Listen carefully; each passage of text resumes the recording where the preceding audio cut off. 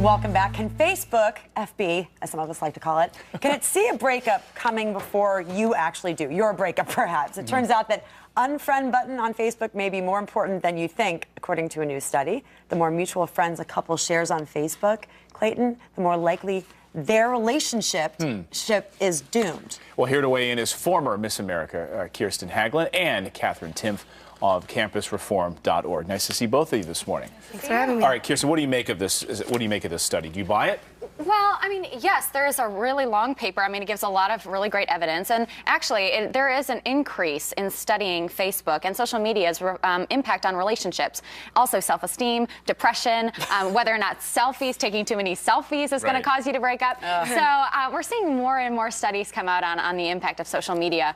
But, you know, at the end of the day, this is really about the value of relationships, and the quality of them is found in face-to-face communication, verbal communication. And there was another study that came out that said that 60% of young people especially find that too many text messages and too much social media interaction negatively affect their relationship and dehumanize people. So, I mean, I don't know. I'm like very confused about this, Catherine, because here's the gist. The Facebook theory suggests if you and your partner share the same social circle, you don't have your own lives, which I think is weird, because if my friend's friend, my partner, because they want to get to know him, but it doesn't mean that I'm not now hanging out with him, you know, individually without him. What I think is this study only covered people who listed their relationships publicly on Facebook.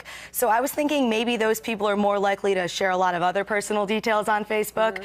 So let's say your girlfriend, you have a ton of mutual friends, and they all see when your girlfriend posts Taylor Swift lyrics with a sad face right after she posted some Instagram collage about getting ready for the anniversary. That could get people talking. That could cause unnecessary stress in the relationship. So I think it'd be interesting to see maybe people who are a couple, lots of mutual friends, but keep it off Facebook, might have fewer problems. Totally agree with that. Are we seeing, you kind of touched on this a little bit, are we seeing a bit of a backlash as it relates to social media and young people? Are we starting to get to this sort of tipping point now? Because Facebook this week admitted that they're losing young people. Absolutely. So I want to know where they're going. Maybe they're going to Instagram more, which Facebook owns. Maybe they're going more to YouTube. Maybe they're going to Twitter. Who knows? But are young people saying that they need more face-to-face contact? Are they starting to also understand what adults know? I think so, and I think that people are learning to be careful in how much they trust their technology. I think we've seen it with all the NSA scandals, and obviously the real intrusion of social media in our everyday lives. I mean, you can't go out to dinner with someone without having their phone placed right on the table next to the fork and the knife. Taking a picture of their food. You know, absolutely. And I think young people have a real sense of, you know, we know what we want when we want it, and if we don't want people prying in all the time and having 1,000 Facebook alerts on our phone,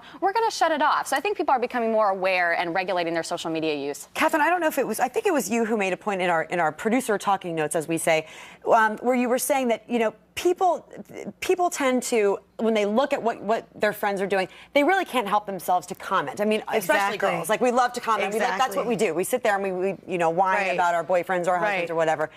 And we are asking basically for commentary on that. When you take it to the Facebook level, then it's branching out and it's reaching a lot of people who are not close to your circle. So Jessica posts, it's just not the way it used to be anymore. And next thing you know, Brittany's talking about it, and Brittany tells her boyfriend. And I think I think that could maybe be what's causing all the stress in these relationships.